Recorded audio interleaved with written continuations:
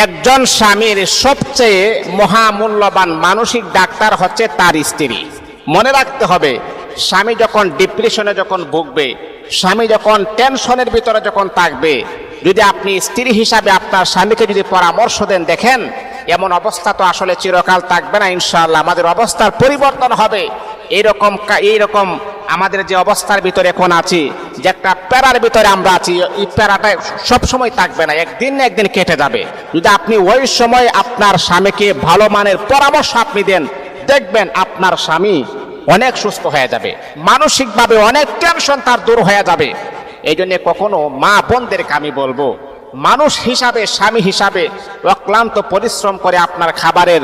আঞ্জাম দেই, ওই স্বামী যদি মনে করেন অভাব অনটনের ভিতরে পড়ে যায়, দুঃখ কষ্ট যন্ত্রণার ভিতরে যদি পড়ে যায়, তখন আপনারা তাকে আর মানসিকভাবে টর্চারিং করার চেষ্টা করবেন না, বোঝানোর চেষ্টা